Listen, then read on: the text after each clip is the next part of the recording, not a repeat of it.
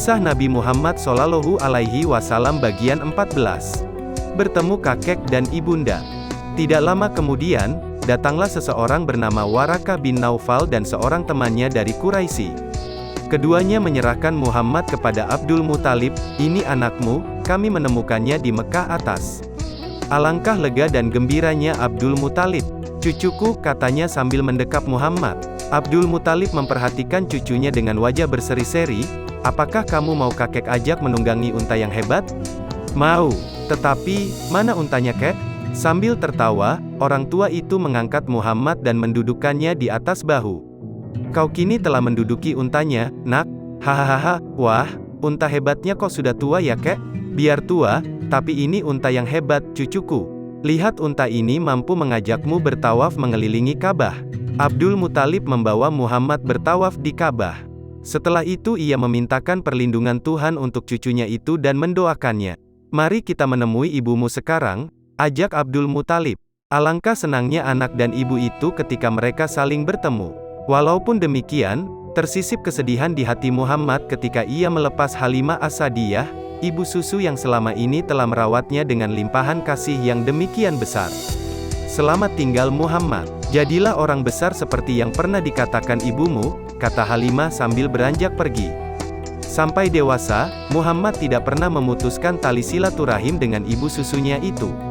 Gembala kambing. Mulai dari hidupnya di Bani Sa'ad sampai masa kecilnya di Mekah, hidup Nabi Muhammad dilalui sebagai seorang gembala. Warakah bin Naufal.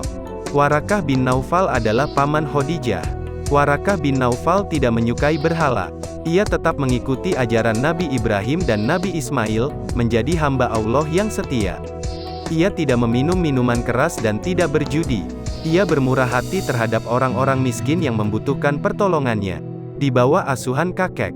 Sejak itu, Abdul Muthalib bertindak sebagai pengasuh cucunya. Ia mengasuh Muhammad dengan sungguh-sungguh dan mencurahkan segala kasih sayangnya. Abdul Muthalib adalah pemimpin seluruh Quraisy dan seluruh Mekah. Untuk dia, diletakkan hamparan khusus tempatnya duduk di bawah naungan Ka'bah. Anak-anak beliau, paman-paman Muhammad, tidak ada yang berani duduk di tempat itu.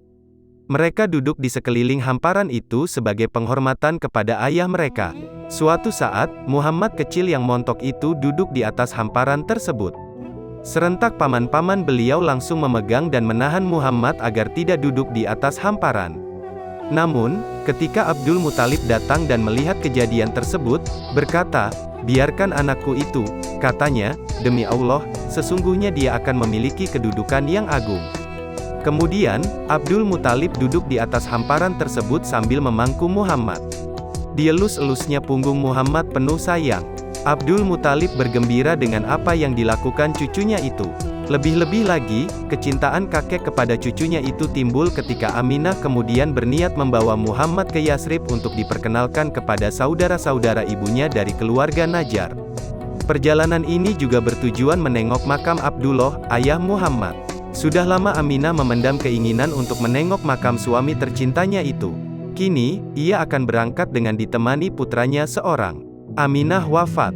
Dalam perjalanan itu, Aminah membawa Ummu Aiman, budak perempuan peninggalan Abdullah. Sesampainya di Yasrib, mereka disambut oleh saudara-saudara Aminah. Kepada Muhammad diperlihatkan rumah tempat ayahnya meninggal dulu serta tempat ia dikuburkan. Itu adalah saat pertama Muhammad benar-benar merasa dirinya sebagai anak yatim. Apalagi ia mendengar ibunya bercerita panjang lebar tentang sang ayah tercinta yang setelah beberapa waktu tinggal bersama-sama, kemudian meninggal dunia. Di kemudian hari, setelah hijrah, pernah juga Rasulullah Shallallahu Alaihi Wasallam menceritakan kepada sahabat-sahabatnya tentang kisah perjalanan masa kecil beliau ke Yasrib yang saat itu telah berubah nama menjadi Madinah.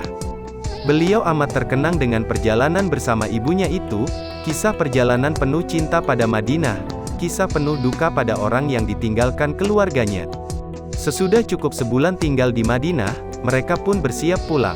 Mereka berjalan dengan menggunakan 2 ekor unta yang mereka bawa dari Mekah. Akan tetapi, di tengah perjalanan, di sebuah tempat bernama Abwa, Aminah menderita sakit hingga kemudian meninggal di tempat itu. "Ibu, ibu," panggil Muhammad kepada ibunya yang sudah wafat. Dalam pelukan Ummu Aiman, dengan air mata meleleh, Muhammad menyaksikan tubuh ibunya dikuburkan di tempat itu. Pada usia 6 tahun, Muhammad Shallallahu Alaihi Wasallam telah menjadi seorang anak yatim piatu.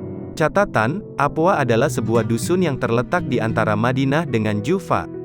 Jaraknya 37 km dari Madinah. Demikian kisah Rasulullah Shallallahu Alaihi Wasallam bagian 14. Tonton terus video lanjutannya hingga selesai supaya kita mengenal baginda Nabi Muhammad lebih dekat lagi. Semoga ini menjadi salah satu upaya pemantasan diri untuk mendapatkan syafaatnya kelak di akhirat. Tentunya tidak hanya mengenal kepribadian Rasulullah tapi juga melaksanakan perintah Allah dan Rasul-Nya serta menjauhkan diri dari perbuatan dosa.